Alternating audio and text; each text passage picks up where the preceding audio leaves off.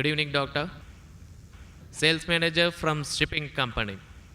Is the hell and paradise are there? How as a common person I believe? I don't believe in any religion. Well, ask the question that, how do I know there's hell and heaven? How will a common man believe? I don't believe in a religion. Brother, what is the definition of religion? Religion is a way of life. How you lead your life. Many people say that, I don't mind, I'm just a human being, I'm born, I will do test and error, and I will know how to lead a life.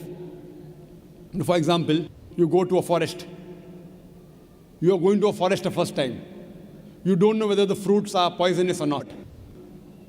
If you start eating any fruit, you may end up eating a fruit which is poisonous and you may die.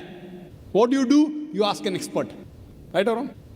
When you get sick, who do you go to, brother? When you are sick, who do you go to? Why? The doctor is an expert in treating sickness, correct? You can't say, I am a human being, I will treat myself. No. That's what the Quran says in Surah Nahl. The Quran says in Surah Nahl, chapter 16, verse 43, and Surah Anbiya, chapter 21, verse number 7, فَاسْأَلُوا أَهْلِ الذِّكْرِ إِن كُنتُمْ لَا تَعْلَمُونَ. If you don't know, ask the person who is expert. Similarly, to lead a life, we have to ask the expert. Now, who is the expert? Who is the expert? The person who created us. Who created us? It's Almighty God.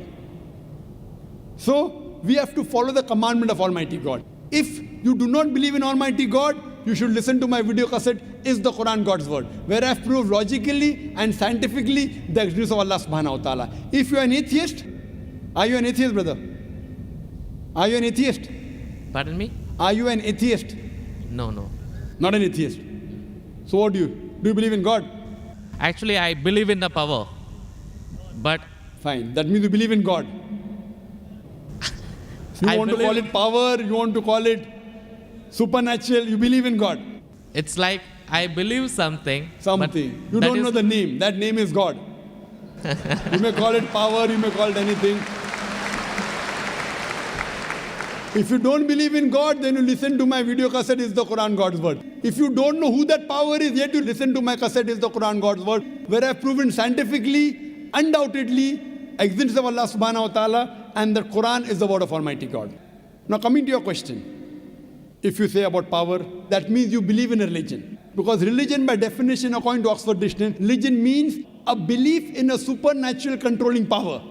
Power word is there. That means you believe in a religion.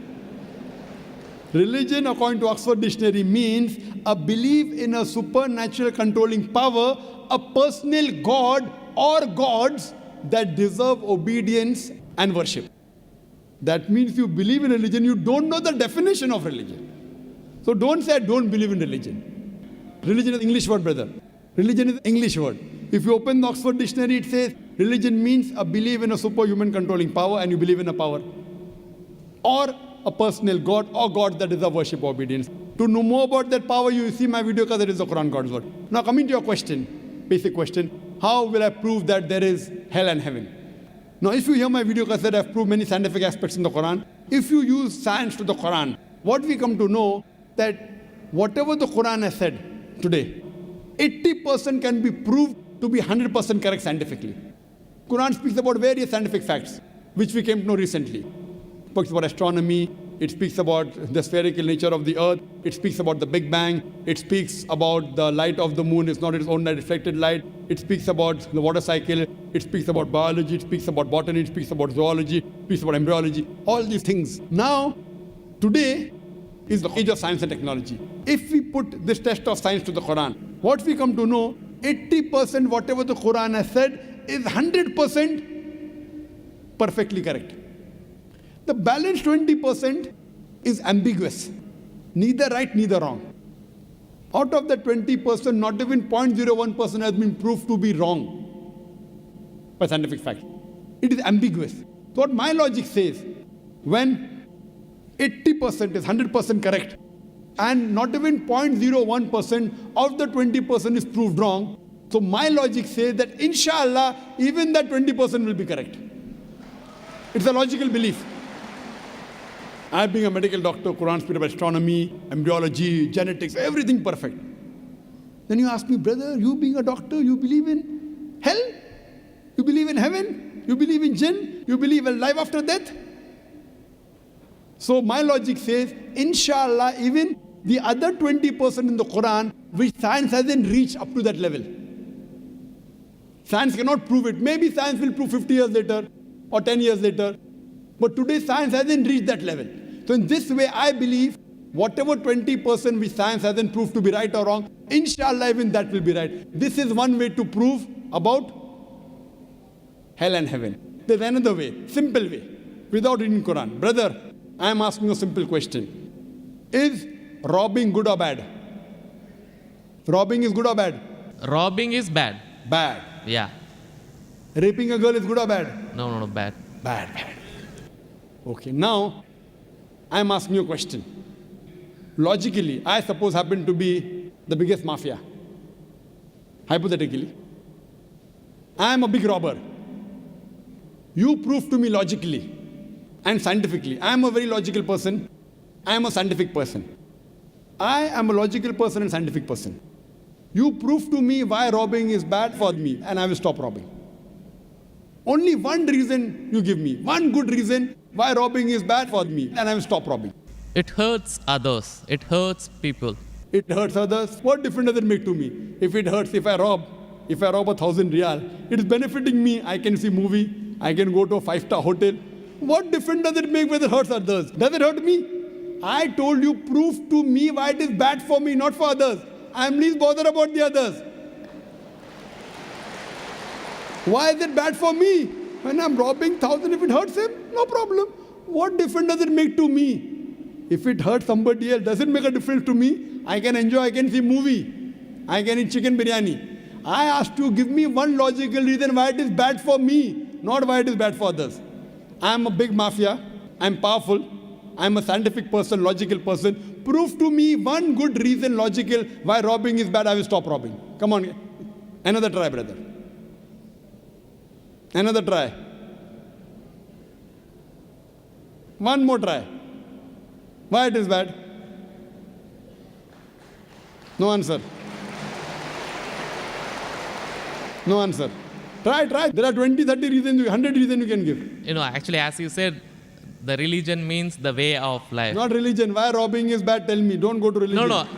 I'm coming to the point. No, not point. First tell me why robbing is bad. We'll come back to your point afterwards. I'll come to your point afterwards. When that is the way of life. Not way of life. Tell me why robbing is bad according to you. Why it is bad for me, I will stop robbing. Up to me, it hurts others. So, but what difference does it make to me when it hurts others? Does it hurt me? Of course, why it is bad for me, not why it is bad for others. Once we come to the society, we have to face them. Okay, once we come to society, you have to face them. I'm facing them. What's what? Why it is bad for me? The society won't respect us. What difference does it make whether respect or not? I can eat chicken biryani. I can go and see a movie. I can go to a 5-star hotel. What difference does it make to me if society respects or not? Imagine someone respects society. The poor person doesn't have food to eat. He'll be happy? No. You require food to eat or not? You require food to survive? Only society respecting. The person is starving to death. In India, thousands of people are starving to death. What difference does it make? I must give me one good reason why robbing is bad. I stop robbing. Why it is bad for me? Can anyone else help him out? Why robbing is bad? Why robbing is bad?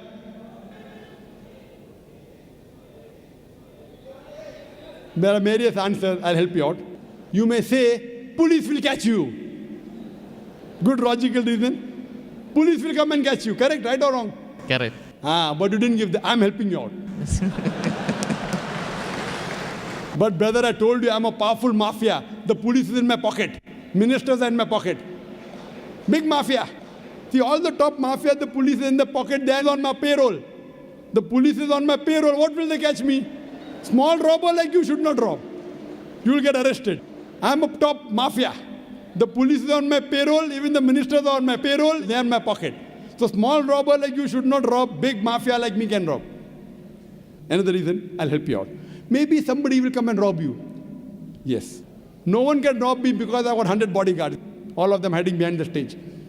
Bodyguards. Small robber robs, somebody will rob him. No one can rob me because I've got bodyguards. Hundreds of bodyguards with AK-47. So logically, you cannot prove at all why robbing is bad. With all your science and technology, you cannot prove robbing is bad. So shall I take it in that way? It is to make people fear that, if you do wrong things, then when you die. What wrong thing? Where is robbing wrong? First you prove it is wrong, na? Where is robbing wrong? You haven't proved to me robbing is wrong.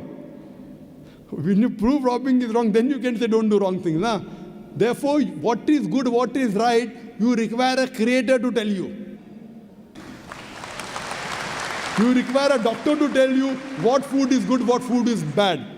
This fruit is poisonous, this is healthy for you. Apple is healthy for you, wild berries are poisonous for you. A doctor tells you. There's no better doctor than Allah subhanahu wa ta'ala. Logically speaking, brother, that mafia has got bodyguards. No one can harm him. And believe me, there are many examples. He dies a very comfortable death.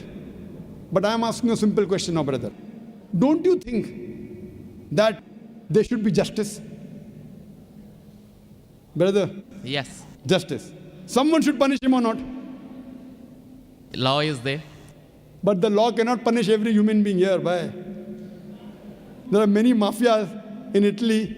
There are many underworld people in India. And the law can't do anything to them. The law is in their pocket. But yet, you as a common man, don't you think you should be punished? Raping is good or bad? There are many people who rape. They rape the girls. No, nothing. The law cannot catch them. So don't you think he should be punished? Yes or no? Yes. But there are many people you see in this world who are big mafias. They die comfortable, that they are rich, they are millionaires. There should be some justice. The reply is given by a creator. Surah Al-Imran, chapter number 3, verse number 185. Allah says, Kullu nafsin zaikatul maut. Every soul shall have a taste of death. But the final recompense will be on the day of judgment. This life is just mere chattels of deception. If there is no life after death, this life is of injustice. What we say, that the total justice would be on the day of judgment. Our Creator Almighty God will give justice. I tell the person, fine, you may be a big robber. For example, you are that mafia, now I am a Muslim. No one can harm you. Police is in your pocket. Then I ask you, justice is required? Yes. If someone robs you, no one can rob you, agree. But don't you feel there should be justice? There are many robbers, there are many evils, there are many criminals who go scot-free. Unless there is life after death, you cannot prove robbing is bad. You cannot prove raping is bad. Unless there is life after death, no humanity, no book on humanity, no Mother Teresa, no Mahatma Gandhi can prove robbing is bad without the concept of life after death. Because I am asking you a question. History tells us Hitler incinerated 6 million Jews. How many Jews? 6 million. 6 million. Suppose the law catches Hitler. What punishment can you give Hitler so that you can compensate for? He has burnt 6 million Jews alive. Can you give him any punishment? Brother. We have to put him in jail till his life death. Okay, will it be equivalent to burning 6 million Jews? Is burning better or putting in jail better? It's burning is, of course. So maximum you can do is burn him alive. But that will be equal to 1 out of 6 million. What about the remaining 5,999,999 people? What about that? What justice is your Lord going to do? But the Quran says in Surah Nisa, chapter number 4, verse number 56, as to those who reject our signs, we shall cast them in the hellfire, and as often as the skins are roasted, we shall give them fresh skin so that they shall feel the pain. If Hitler killed 6 million Jews, Allah says He can put him into hellfire and give him fresh skin again. 6 million times Allah can burn him. Not here, in the hereafter, in the hell. So only way I can prevent Hitler from killing 6 million Jews is tell him that here you kill 6 million Jews, Allah will burn you 12 million times in the hereafter. You can't give him that thing here. What you realize, without the concept of hell and heaven, you cannot prove robbing is bad. You cannot prove raping is bad. That's the reason our Creator Almighty God, who has created the human beings, He tells us what is good, what is bad for us. And He tells us the rules and regulations. This is called as religion. So first you have to find out which book is the authentic book which has been revealed by this Almighty God. And when you do research, you will come to it, that is the Quran. All the scriptures speak about Almighty God, and all the scriptures they point out to the last and final revelation, the Quran, and last and final messenger, Prophet Muhammad, peace be upon him. Hope that answers the question.